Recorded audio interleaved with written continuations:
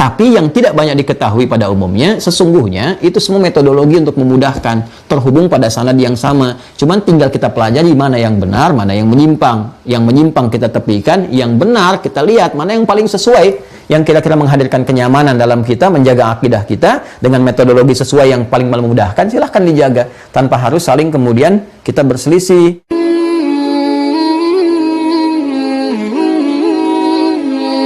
Dengan itu, ya. Tapi bekalnya dikuatkan selama 10 tahun. Begitu mereka memuncak tidak bisa menerima, mengusir. Ya, jadi Nabi itu nggak mau keluar dari Mekah. Cuma kan diusir. Namanya diusir, Nabi keluar. Dan itu sudah fitrah. Bahkan dikonfirmasi sebelumnya. Ada ayat menyampaikan, di Nabi-Nabi sebelumnya sudah menyampaikan, viral kisahnya. Sampai Waraqah bin Nawfal pun mengatakan, kamu akan dikeluarkan oleh kaummu. Ya, oh masa apakah saya akan diusir, kata Nabi. Ya saya berharap, kata Waraqah bin Nawfal, kalau saya mendapati masa-masa itu saya bisa membantu. Dan Waraqah sudah merasakan. Mungkin nggak akan sampai karena sudah sepuh pada masa itu. Ya, alhamdulillah. Ya, ternyata semua yang disampaikan terjadi baik, tapi itu hikmah Allah. Apa di antara hikmah terindahnya? Ketika berhijrah, ternyata aspek pengamalan syariat dibuka. Ya, di Yathrib itu, di Al-Madinah Al-Munawwarah. Jadi begitu kemudian ke Al-Madinah, ternyata sudah orang-orang Madinah sebelumnya, sudah ada yang datang ke Mekah, sudah ada yang baiat kepada Nabi, sudah kenal, pondasi juga tercipta di Mekah. Di Madinah, pondasi tercipta di Madinah, di Mekah sudah kuat. Jadi murid-murid yang belajar di Mekah, kurang lebih yang utama ada 40 orang, dikenal dengan as-sabiqunal awwalun, itu kan? Terus nanti menyebar ke keluarganya, begitu hijrah ke Al-Madinah, sudah siap untuk beramal karena pondasi sudah kuat. Maka fase Madinah rata-rata turunnya dengan fase syariat. Ya, syariat itu kan teknis dalam mengimplementasikan iman.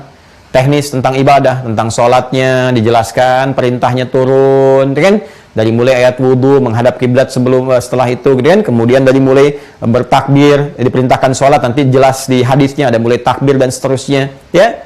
Kemudian yang lain-lain tentang puasa, tentang umrah, tentang haji, tentang zakat, itu rata-rata Madinah semua. Fase Madaniyah.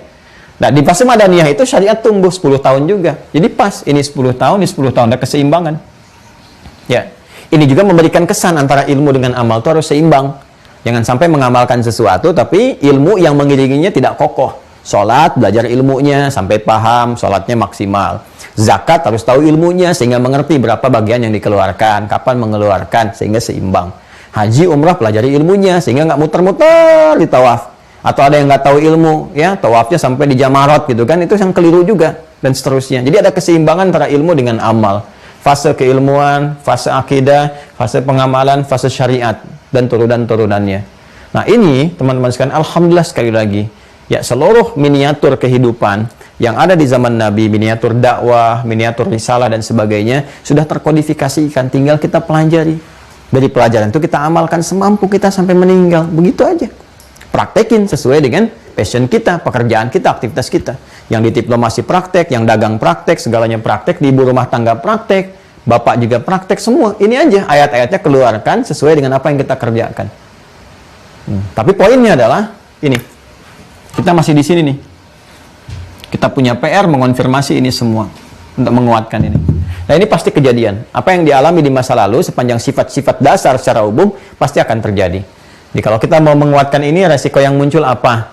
Ya, kalau dulu ada Abu Jahal, sekarang juga ada yang tipikal-tipikal seperti itu, yang menyoal, semua yang dikeluarkan salah semua, gitu kan, salah, ya, itulah, seperti itu. Jadi, selalu ada, ya, di masa-masa berbeda, makanya di Quran itu ada rumus, kalau disebutkan ayat, sifatnya umum, nggak disebutkan siapa namanya, kejadiannya kapan, itu potensial terjadi lagi di setiap masa, dengan tokoh-tokoh yang berbeda. Tapi sama persis karakternya begitu. Dan dahsyatnya di semua aspek kehidupan. Di rumah tangga akan terjadi ini, solusinya begini, dan betul-betul kejadian. Dari miskomunikasi, beda pendapat, masalah dengan orang tua, dengan mertua, dengan anak, dengan macam-macam, ada semua. Ya, termasuk kehidupan sosial. Ada orang yang kata-katanya kelihatan bagus, padahal isinya racun dan sebagainya. Ada yang seperti itu. Di harta akan begini, bisnis akan begini, ada.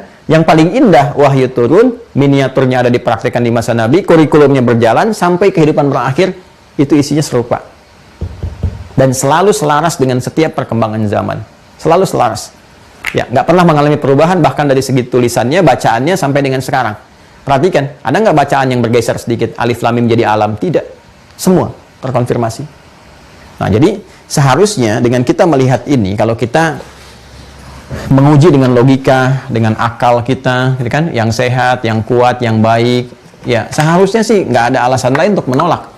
Ya, apalagi bagi umat Islam. Kalau sudah muslim ya sudah, amalkan, kuatkan, dan ini yang akan melahirkan keberkahan, rahmat serta kemajuan dalam berkehidupan. Nah, apa yang disampaikan tadi dikonfirmasi di ayat-ayat Al-Quran yang kita bisa keluarkan satu-satu. Nanti insya Allah bersamaan, kalau ini pokoknya sudah bagus, sudah kuat, kitab-kitabnya sudah kenal, saya pun mungkin insya Allah akan bersamaan mulai beragam materinya. Nanti mulai ngajinya spesifik, nanti ada ulumul Quran babnya sendiri, sehingga saling mengintegrasikan satu dengan yang lain.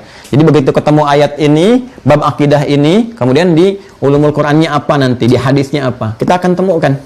Ya, seperti di sini di halaman 65, 64 dari 64 ya, 64, 65 seperti yang saya sampaikan kemarin. Ini kan disampaikan tentang pembahasan nuzul Al-Quran. Yang pertama turun, bagaimana cara turunnya dan sebagainya. Nah, ini yang saya sampaikan kemarin. 64, 65. Ini ya. Tuh, fi kaifiyati inzalihi, tentang turunnya Al-Quran bagaimana, kapan turun. Nanti ada bab lagi, yang turun di Mekah apa, yang turun di Madinah apa, yang turun siang apa, yang turun malam apa. Jadi kita bisa ngerti. Jadi kalau udah paham begitu, baca Qurannya enak. Jadi begitu mau baca, oh ini sedang ada was-was setan, sedang punya masalah ini yang saya baca. Ya kan? Nah, terus kalau kita mau ngaji juga enak, Masya Allah. Kita cita-cita pengen ke surga, surga yang mana, ayatnya bisa kita keluarkan. Telusuri. Di pekerjaannya apa, dagang, kalau mau berkah bagaimana, keluarkan, kita bisa melihat, terus nyambung. Ingin pembuktian? Oh silahkan, nanti lihat fasenya mana. Oh fase ini fase akidah nih, berarti fase Mekah. Kalau saya ingin menguatkan iman, bahasa sekarang kan orang pengen hijrah, tapi menariknya hijrahnya balik ke fase Mekah. Kalau zaman Nabi kan hijrahnya ke fase Madinah.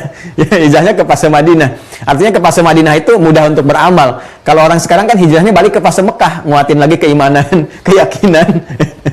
Gitu ya, tapi tidak apa-apa. Artinya kan di sini dalam tanda petik ya, untuk menguatkan kekuatan iman, kekuatan jiwa. Nggak ada masalah, bagus. Kita pelajari kembali. Nah, yang paling menarik, begitu kita kembalikan ke konsepsi tadi, menguatkan iman, menguatkan jiwa, dicek. Belajar sampai dengan resiko. Jadi kalau saya mau belajar menguatkan iman, ini babnya. Apa bab di antaranya? Ini. Bab tentang menguatkan keimanan kepada Allah. Kalau akan masuk menguatkan iman kepada Allah, yakin, mempraktekkan ibadah, saat yang bersamaan belajar sejarah, dikonfirmasi di sejarah. Lihat bagaimana perjalanan Nabi berdakwah. Ada celaan, ada cemoohan, kan? Ada gangguan, ada tokoh-tokoh yang muncul, kan? Dulu ada Abu Jahal, kadang-kadang tantangan dari dalam seperti Abu Lahab dan sebagainya. Itu belum tentu teman-teman mendapatkan semudah semulus yang seperti kita harapkan, karena fitrah ini muncul. Fitrah ini untuk mengonfirmasi sekaligus menguji, serius gak mau hijrah? Serius gak mau beriman? Nanti baru dicela sedikit, jadi gak berkerudung lagi, gitu kan? Baru dibilang soleh, sudah balik ke pertemuan semula lagi, gitu kan? Dan seterusnya. Jadi ini fitrah. Jadi kalau kita belajar sejarah, oh iya ya, Nabi aja diuji, sahabat diuji, gitu kan? Masa kita yang bukan Nabi, bukan sahabat, gak mau diuji? Terus bagaimana untuk menunjukkan keseriusan kalau nggak diuji? Makanya jangan heran. Ya, baru kita mengungkap kita ingin berniat menjadi baik, ke teman-teman minta maaf, muncul cemoohan, sekarang muncul juga ujian di media sosial. Ya, namanya macam-macam, bisa buzzer, bisa macam-macam dan sebagainya, tapi itu mengonfirmasi kebenaran risalah. Ya, seperti dulu ada Abu Jahal, mungkin sekarang ada abu-abu yang lain, tapi kan perilakunya nggak jauh beda. Gitu kan? Nah, kalau yang baik-baik juga ada, alhamdulillah kita dapati, nggak usah mencela orangnya, tapi alhamdulillah mengonfirmasi kebenaran syariat. Tinggal praktekkan dakwah. Seperti Nabi mengajak Abu Jahal, gitu kan? Seperti Nabi mengajak juga pamannya Abu Lahab, dan lain-lainnya, kita pun bisa sampaikan risalah dakwah saja. Dakwah, mendoakan pada kebaikan, ngajak, kalau pelanggaran hukum ya proses dan sebagainya, normal saja kehidupan. Gitu kan? Alhamdulillah. Nah, ini gambarannya teman-teman sekalian. Di hadis juga demikian. Nah, ini konfirmasi terakhir. Setelah paham, saya tunjukkan kitab-kitab, baru kita ngaji isinya. Di hadis pun seperti itu. Setelah mengonfirmasi itu 6 bulan pertama tuh, mimpi yang benar ya tentang kenabian. Jadi dimulainya indah sekali, dimulainya indah. Tatanan keilmuan dalam Islam itu yakin dulu kebenaran Allahnya. Kalau udah yakin Allah itu Tuhan, maka untuk beramal lebih mudah. Bagaimana kalau bisa beramal kalau nggak yakin Allah itu Tuhan kita? Maka untuk meyakinkan ada ilmunya. Setelah yakin, kita tahu, kita mengenal, bagaimana kita bisa mendekat kepada Allah, diutus Rasul. Tapi kita harus pastikan, ini Rasul benar nggak Rasul? Dari mana taunya? Ya, betul nggak yang diklaim Rasul itu sama dengan yang dulu-dulu yang sudah dibuktikan jadi Rasul? Harus dikonfirmasi.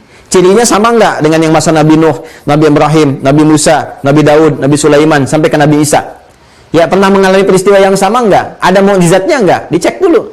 Dan itu bisa dikonfirmasi di dalam Islam dengan disiplin keilmuan yang nyata, terkodifikasikan ilmunya, bisa dicek. Dan validitasnya bisa diuji. Maka muncul para ulama menuliskan. Di sejarah dituliskan, tanda-tandanya bagaimana, muncul kitab sirah, A, B, C. Dikonfirmasi, oh sama dengan Nabi dulu punya tanda kenabian begini, ada stempel kenabiannya, pernah mimpi begini, dikonfirmasi, malaikat turun. Dari sejarah terbukti, dari ajarannya apa? Sampai ke hadis. Di kitab hadis pun yang pertama kali dibuka konfirmasi kenabian dulu. Jadi yang paling indah begini, di Al-Bukhari dikonfirmasi kenabian, di hadis Muslim dibuka dengan sanad. Tuh. Jadi ketika disampaikan benar ini Nabi Rasul, dari mana jalur mengetahui kalau itu Nabi Rasul? Maka dibuka dengan sanad. Nih, disampaikan oleh si fulan sampai ketemu. Si fulan ini orang baik bukan? Ada lagi kitabnya, Jarh wa Ta'dil, Mizanul I'tidal, ada Syiar Alam Nubala, dijelaskan si fulan yang menyampaikan ini lahirnya tanggal sekian, tahun sekian, wafatnya sekian, gurunya si fulan ini, muridnya ini, perilakunya begini, detail sekali. Kalau ada penyimpangan kelihatan, oh si fulan tuh begini, suka cerita, sehingga nggak bisa dibedakan antara cerita dengan apa yang disampaikan sebagai hadis, detail sekali. Sekali lagi, cari silakan referensi dalam keagamaan yang menguatkan ajaran keagamaannya dengan pola seperti tadi. Susah ditemukan. Makanya susah disoal. Mau nyari celah apapun kejawab. Mau nuduh Sayyidah Aisyah kejawab. Ya mau nuduh Nabi apa lagi? Mau menyoal Quran langsung terkonfirmasi jawabannya. Dan itu ditemukan karena kenapa? Karena risalahnya abadi, terjaga semua. Itu yang kita syukuri. Cuma bersyukur itu tidak harus mengatakan alhamdulillah, tidak. Ya, itu pembuka. Intinya adalah kanji isinya, pelajari, dalami. Nah, setelah kita mengetahui fase kebenaran kenabiannya, baru masuk ke ajarannya. Nah, ke ajarannya masuk kitab yang kedua. Jadi di kitab Al-Bukhari ini kita akan ngaji pertama ini. Setelah mengonfirmasi ini semua, cek dulu lewat hadis, baru kita sampaikan ke kitab-kitab yang telah ada. Nah, ini di sini nanti kita akan mulai dengan Kitabul Iman. Di halaman 23, kitab topik yang kedua. Ya, kitab iman karena ini pondasi sudah kuat, Al-Quran sudah disampaikan, ayat-ayat tinggal Anda turunkan dan surat-suratnya, saya sudah berikan clue-nya. Kalau sudah saya sebutkan juz amma, maka mengikat ya kepada semuanya, wajib untuk dihafalkan ya. Jadi yang sudah masuk merah, hafalkan juz amma ya, yang pertama kali. Nanti setelah itu terus sampai hafal 30 juz. Nggak tahu kita meninggal di juz yang keberapa, gitu kan? Ya, jadi nanti semua mengikat begitu. Kalau ada hadis, pahami hadisnya. Kalau hadis tidak menuntut dihafalkan, asal kita paham isinya, alhamdulillah. Tapi Quran bawa sebagai kebanggaan menghadap kepada Allah.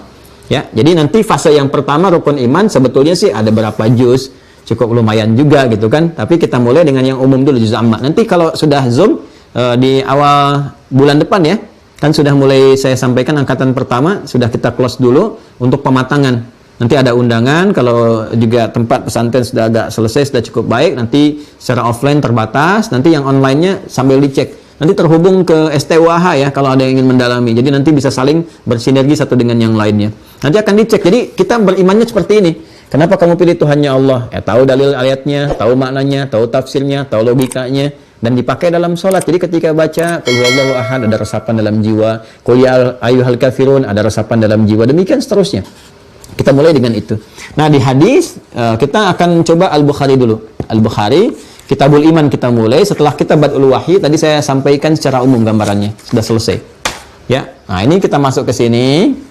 Nanti kita konfirmasikan. Ini detailnya.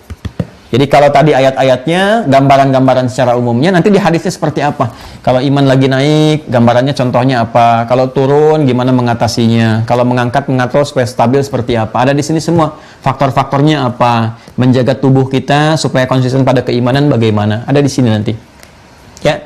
Nah, nanti untuk memahami ini, ada syarahnya juga. Nanti kita hadirkan syarahnya supaya tidak salah dalam memahami.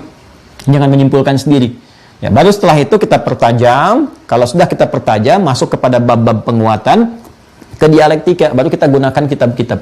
Nah, yang ini sudah saya sampaikan pokok secara umum. Ini sudah saya terangkan dari 30 lebih video kurang lebih. Ini isinya kitab ini semua. Kalau kita ngaji kitab ini, ya isinya nggak jauh beda dengan apa yang telah saya sampaikan. Ya, karena dulu kami menghafal. Jadi kita hafalkan isi. Bahkan di ujian pun kita kalau mau nulis jawab soalnya cuma 3. Tapi kita untuk menjawab setiap soal itu diuji dengan hafalan kitab dulu. Ya, jadi Asmaul Husna harus ditulis dulu. Al-Asmaul Husna itu kan puncaknya di Al-Asmaul Husna. Al-Asmaul Husna ditulis 99 dengan maknanya, dengan dalilnya, dengan hadisnya, dengan klasifikasinya. Kalau sudah jawab itu baru boleh menjawab pertanyaan. Ya, mau jawaban pertanyaannya itu singkat, padat, panjang, silahkan. Yang penting jawab ini dulu. Nah, ini isinya kurang lebih 30 video yang telah kami sampaikan itu. Itu ada di sana. Jadi kalau teman-teman ngaji ini, ya nggak jauh beda dengan apa yang saya sampaikan. Cuman saya sistematiskan supaya lebih mudah dipahami. Kalau ingin mendalami nanti boleh dibaca secara cepat supaya diketahui. Ya. Kemudian untuk selanjutnya nanti ada kitab-kitab lain juga, kita akan konfirmasi. Ini ada Fathul Majid seperti yang saya sampaikan. Ya. Nanti ada Al-I'tiqad Al-Khalis, ya. Kemudian nanti ada Al-Iqtisad fil I'tiqadnya Al-Imam Al-Ghazali. Kemudian nanti ada Mudzakkirah Ilmi Tauhid yang kurikulum Al-Azhar seperti saya pernah tunjukkan. Ya, nanti ada juga yang kontemporer, ya. Kontemporer itu yang naik di atas abad kedua, ketiga, ya, seperti Abul Hasan Al-Asy'ari, nanti Al-Imam juga ada kitabnya, kita akan turunkan. Terus nanti Syekhul Islam Ibnu Taimiyah juga kita turunkan, seperti apa kitabnya, dikonfirmasi seperti datang yang sekarang, yang ada usulul tsalatsa dan sebagainya gitu kan, tauhid rububiyah, uluhiyah, kemudian asma wa sifat, kita tunjukkan semua sehingga nanti wawasannya terbuka, dipaham. Tapi dasarnya yang ini pokoknya. Mau pakai kitab apapun ujungnya tetap ke sini. Cuman setiap zaman punya metodologinya. Nah, metodologi untuk memudahkan. Di zaman ini yang paling mudah memahamkan. Ya, makanya nanti dulu kan ada untuk mengenal sifat-sifat Allah, ya, nama-nama yang mulianya. Ini yang pokoknya dulu deh. Nanti metodologi pakai yang pokok, dikenalkan yang sifat 20. Ya, bukan membatasi pada 20 sifat, dikenalkan yang pokoknya. Setelah paham itu nanti diluaskan, ya, dibuka lagi, buka lagi. Nanti di masanya naik ke atasnya lagi, zamannya sudah agak berbeda, karakteristiknya tidak sama, dibikinkan lagi seperti metodologinya. Ya, dipecah jadi klasifikasi 3 bagian, bukan ingin menjadikan 3, bukan, memudahkan rumusan pembelajaran. Maka dikenal dengan uluhiyah, teologi, rububiyah, asma wa sifat dan sebagainya. Muncul kitab-kitab, ya. Nah, cuma nanti persoalannya ketika masing-masing menjadi kelompok-kelompok, ya, madzhab-madzhab, firqah-firqah, terbawa terus tuh. Nah, ini yang jadi repot tuh ketika ada asobiyah, fanatisme. Seakan nanti ini yang benar, ini yang salah, saling berdebat, diskusi, apalagi nanti masuk provokasi-provokasi tertentu supaya dipecah belah, sehingga saling menyalahkan. Nah, ini yang nanti yang kita akan carikan benangnya di mana nih, sampai ke sini, sampai paham. Tapi dasarnya dari sini dulu.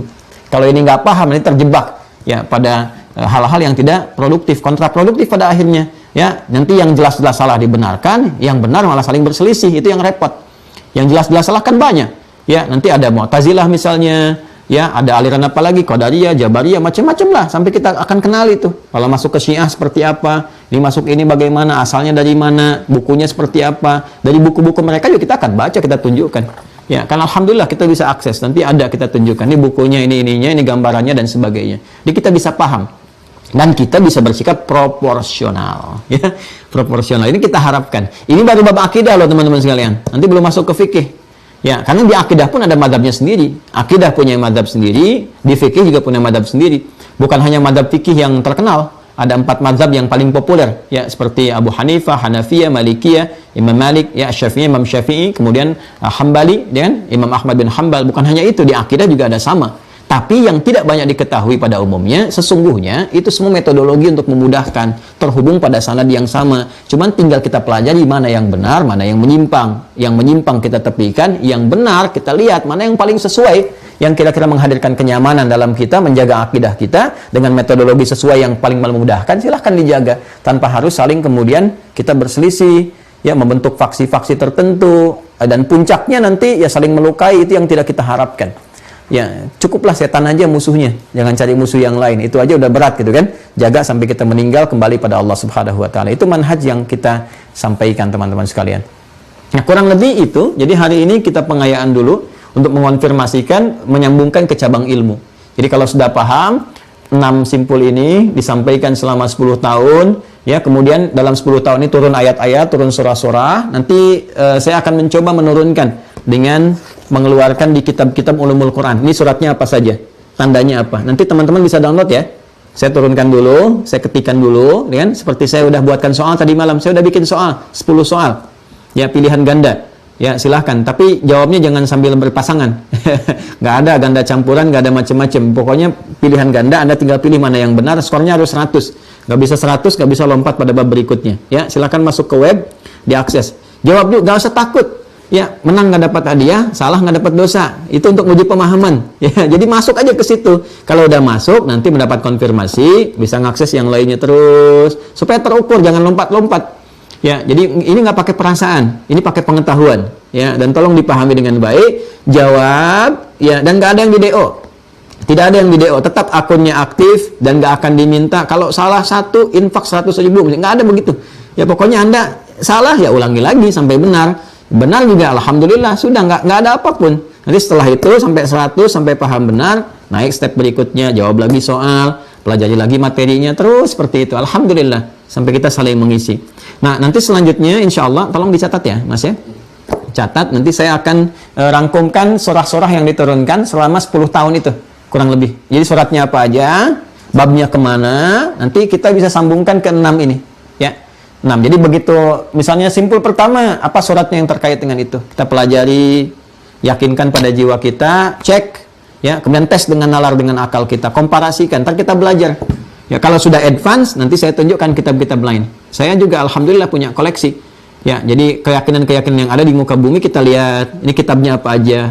Kitab yang disucikannya apa, kita pelajari, kita riset baik-baik untuk menguatkan keyakinan kita. Ya, tapi kita menghormati semua, kita junjung tinggi risalah lakum dinukum waliyadin, la ikraha fiddin. Terus membangun keharmonisan dalam kehidupan bermasyarakat, bernegara, berbangsa tanpa harus saling memaksa. Ya, tapi kalau sudah paham ini kita mengerti nanti bagaimana harus bersikap. Jelas ya? Ini dulu, ini selesai kitab dia saya tunjukkan, lalu hadisnya Kitabul Iman. Nanti di Al-Bukhari dengan Sahih Muslim dulu. Ngajinya 2 ini, ya. Saling mengonfirmasi nanti. Nanti syarahnya saya tunjukkan, ini yang syarah Imam An-Nawawi. Kalau yang Al-Bukhari, bismillah. Nah, ini ada. Alhamdulillah. 1. Ini aja deh. Biar sama, kita tunjukkan. Yang kemarin sudah selesai ya. Biasanya sudah kita simpan lagi. Nah, ini. Ini yang Al-Bukhari syarahnya nih. Ini karya Al-Imam Al-Jauzi, Kasyful Mushkil. Ya. Ini ada 4 jilid yang ini syarah ringan. Jadi nanti begitu saya terangkan ini, saya tunjukkan syarah yang singkatnya. Seperti apa? Kita bacakan dulu. Ya, Kitabul Iman dari hadis pertama kita bacain syarah singkatnya. Kalau mau syarah panjang ini 18 jilid. Ya, Ibnu Hajar Al-Asqalani. Kita pakai yang bahasa Arab supaya tidak ambigu. Sudah ada terjemahannya kok. Saya temukan ada terjemahan ini, tapi nanti kita pakai yang bahasa Arabnya. Jadi begitu saya jelaskan, surahnya sudah didapatkan oleh teman-teman. Terus saya tunjukkan kitab tafsir-tafsir yang bisa jadi rujukan. Nanti mungkin di kajian tafsir bisa kita dalami.